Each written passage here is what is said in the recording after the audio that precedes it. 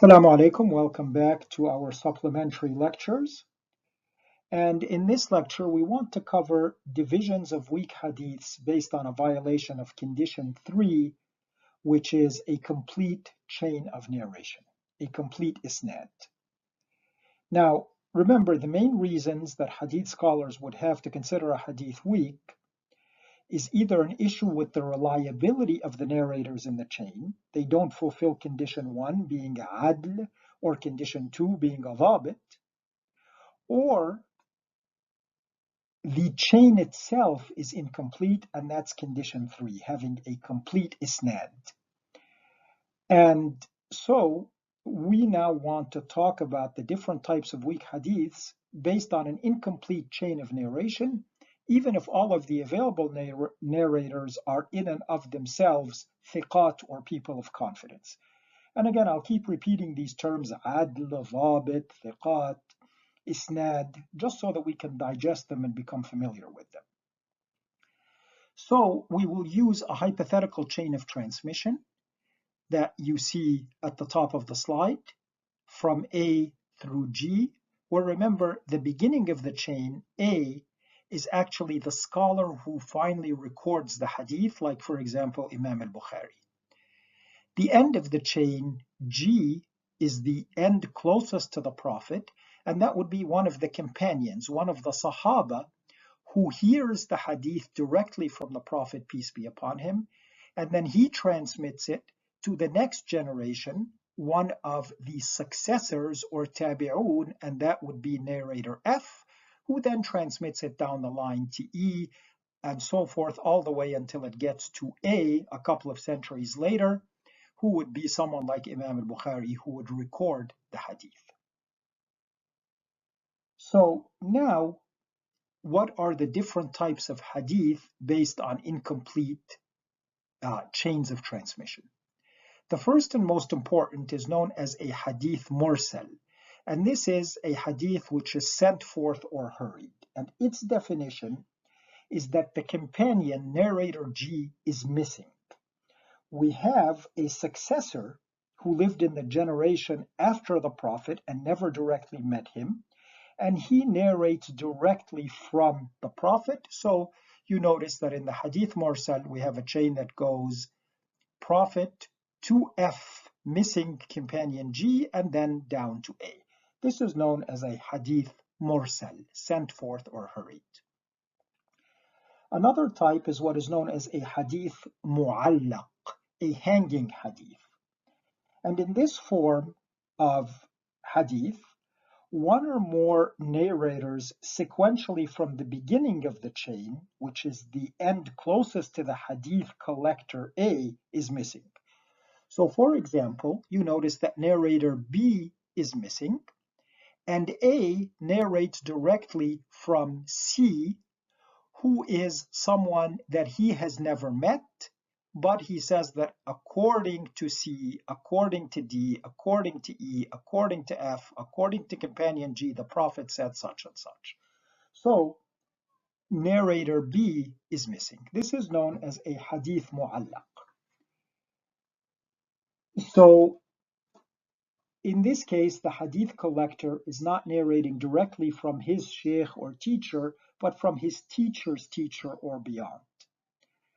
Now, I want to call to your attention that the most extreme form of the mu'allaq hadith is where the entire chain is missing, and narrator A just simply says, the Prophet, peace be upon him, said, and then he relays the hadith, omitting the chain. So, as you will notice, that is what we all typically now do in our modern day discourse when quoting a hadith. So, when we simply stand up in a khutbah or a talk and say, the Prophet, peace be upon him, said, that is, in some sense, a hadith mu'allaq. Now, we do that because we believe that there's a complete chain, but we're just simply not quoting it, but I just wanted to call your attention to that. There was a time when this would not have been acceptable, and if someone quoted the Prophet, he would have been met with a statement like, name us your men. In other words, provide us your chain of transmission before we're willing to listen to you. The third type is known as a hadith mu'dal. Mu'dal means it is saddled with difficulty. And in this form of the hadith, two narrators sequentially are missing from the chain, but not from the beginning of the chain. So that it's not mu'allaq. It's not that B and C are missing. And so in this case, you notice that narrators D and E are missing. And so this is known as a hadith mu'dal. Finally, we get to hadith munqata', which is a severed hadith. And this is a general term applying to any incompleteness in the chain. So it would cover all of the types we've already discussed, as well as any other variant not covered by them. But in the opinion of some hadith scholars, it is any incompleteness in the chain that is not covered by the other types. So the hadith could be mursal, could be mu'allaq, could be mu'dal, or if it has some other type of defect, like for example, narrators D and F are missing, then that would be called a hadith munqata'. We prefer using it as a general term to suggest any incompleteness in the chain, and so the first three would be specific and the last would be general, but both definitions do exist. So why did we go through all of these arcane terms? Well, for two reasons. One is to be familiar with the terminology that you would encounter if you read seriously in the science of hadith.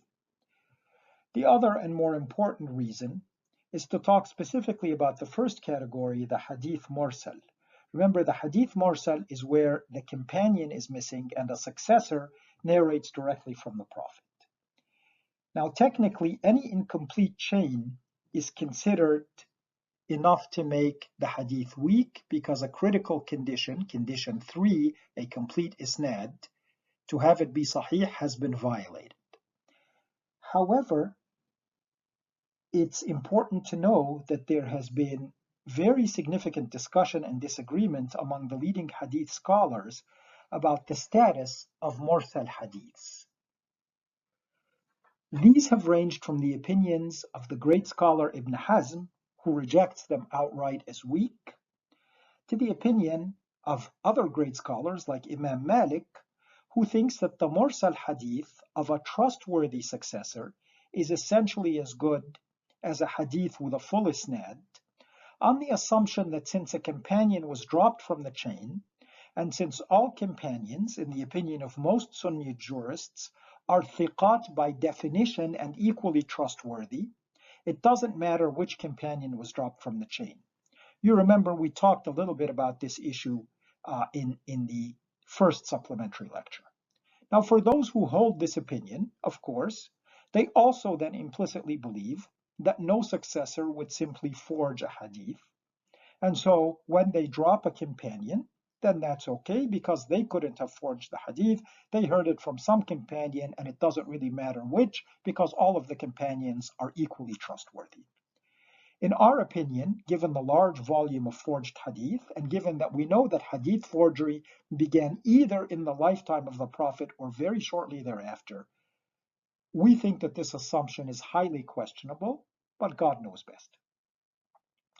Now, there are multiple other approaches between these two extremes, which set some conditions on accepting the mursal hadiths. Among these conditions is that it is supported by another hadith with a complete isnad, even if that other hadith is weak. So it may be weak because the narrators are weak, but the isnad is complete. Alternatively, some find it acceptable if it's not contradicted by a musnad hadith, by a hadith that has a full isnad, and if it is the only hadith available on the issue.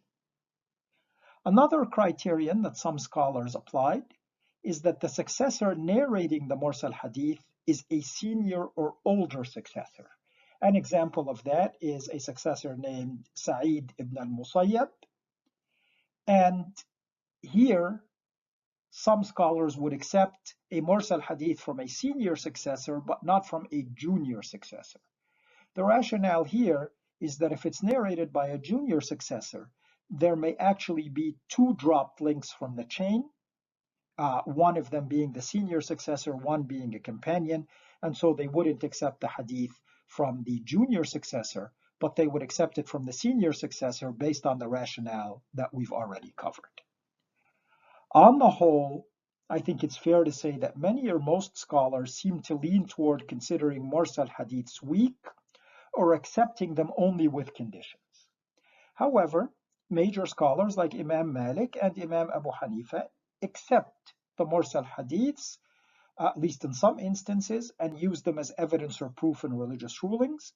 And Imam Ahmad ibn Hanbal seems to accept at least some of them, along with other categories of weak hadiths, if there are no other hadiths on an issue.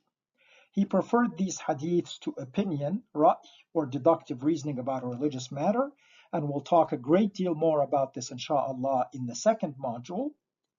But it should be clarified here that when someone says Imam ibn Hanbal, who of course would not accept or use fabricated or rejected hadiths, but would accept weak hadiths, it's important to note that he classified hadiths into only sahih and da'if. He did not use the category of hasan, and so many of the hadiths he considered da'if would probably be classified by others as hasan hadiths, and those are the ones that he would accept.